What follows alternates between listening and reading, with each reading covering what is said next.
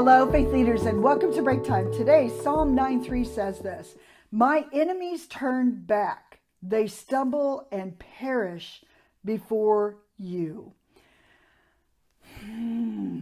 This is a good one because it's amazing to me how many times I think I've gone through life thinking and fearful of the enemy. I mean, just almost bowing sometimes to his allegiance simply because it's so strong and so powerful that it overcomes, it overwhelms. Now, we don't have the same kind of enemies that David had. We don't actually have people chasing after us. But we have a whole nother set of enemy that tries to get us, that tries to get our attention. We have the enemy himself. He tries to get us to look at him through selfishness, through pride, through greed, through envy, through jealousy, through hatred.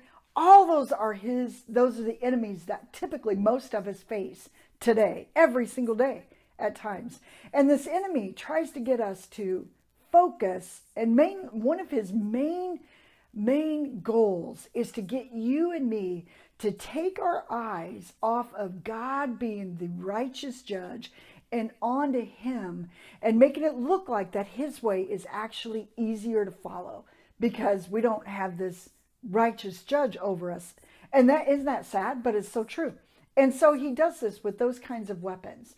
You know, if I can stir some discontent in you, if I can get you to just be a little bit envious of those that you work with because maybe they're being promoted, or maybe what they have done is getting a little bit more attention than you.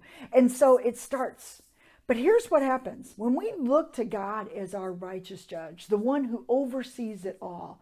And we see, God, you are right in all of your ways, and my ways are not always right. But God, you see the enemy that is coming after me. You see it before it even happens.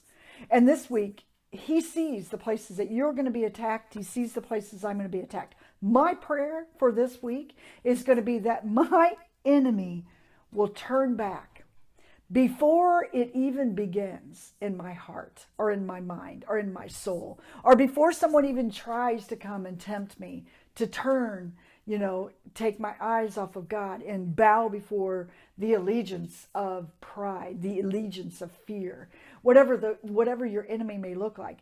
Before it even begins to happen, I pray that God will turn it back. Wouldn't that be awesome? That it wouldn't even come near me as his child.